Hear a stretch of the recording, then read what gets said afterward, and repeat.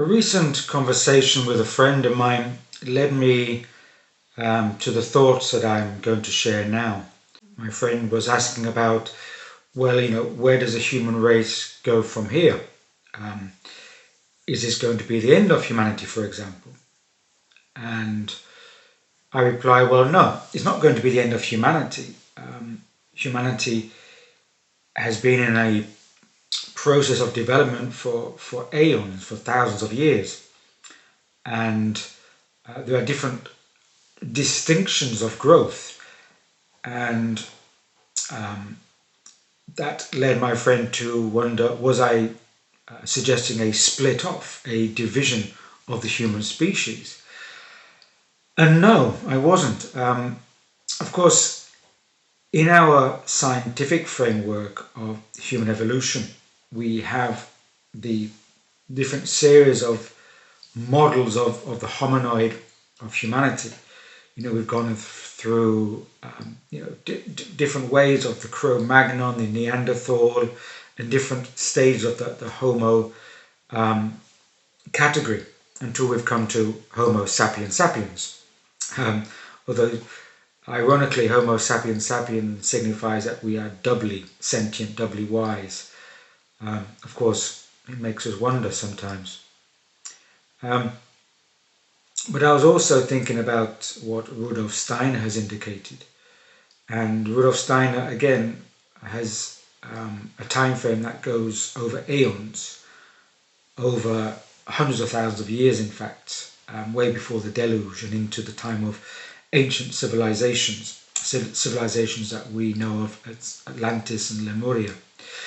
And in Steiner's time frame, there is an evolution of consciousness and an evolution also of the human form, because over such a long time span, the human form is also adapting in various ways, not just in the Homo sapien way, but in much more extreme forms.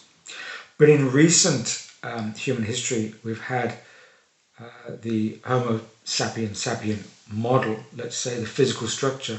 And what came to my mind is that we're not going to see a biological evolutionary morphing of the human body at this time.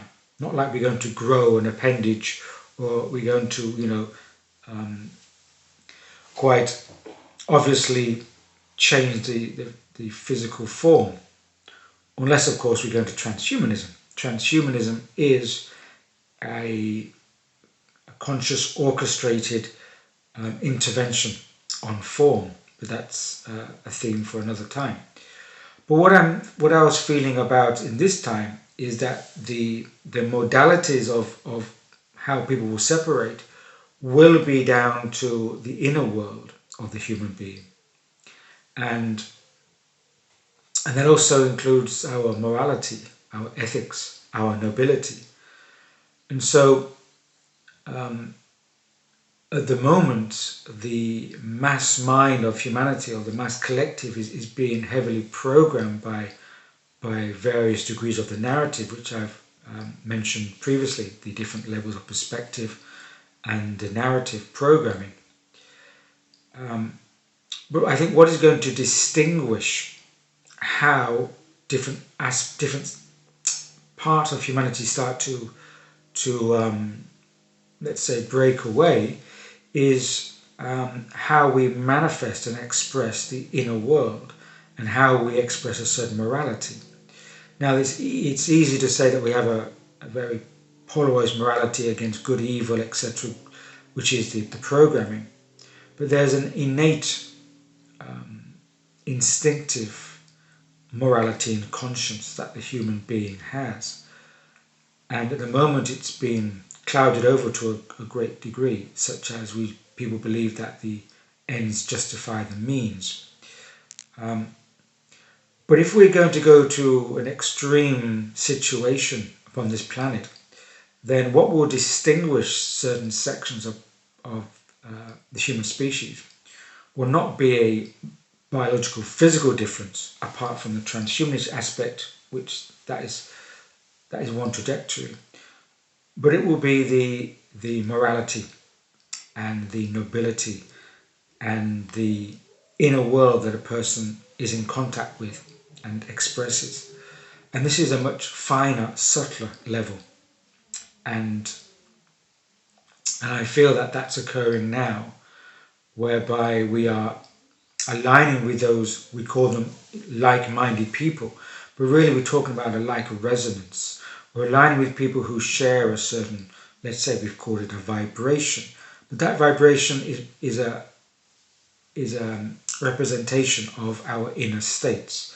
So if we have contact with that sacredness within the human being, that understanding that we have a transcendental impulse that connects us beyond the physical, and we have a morality and a nobility that represents or reflects that sacred transcendental impulse, then that is going to create a resonance, a separation.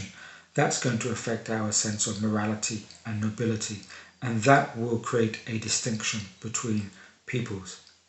And it's not a case of conflict, it's not a case of debate or argument, rather it's a recognition that what we have inside us now and how we connect with that and how that is expressed through us will become that which defines us and will become that which defines the future representation of the human species.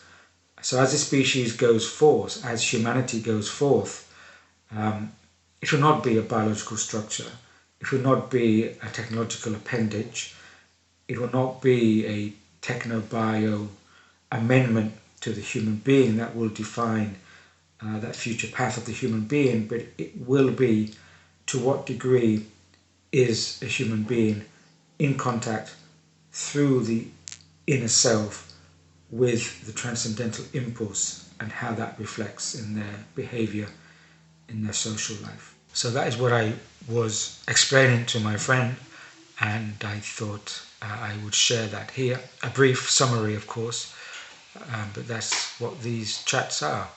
Brief summaries for people, for all of us, myself included, to reflect upon and explore and enlarge in our own time.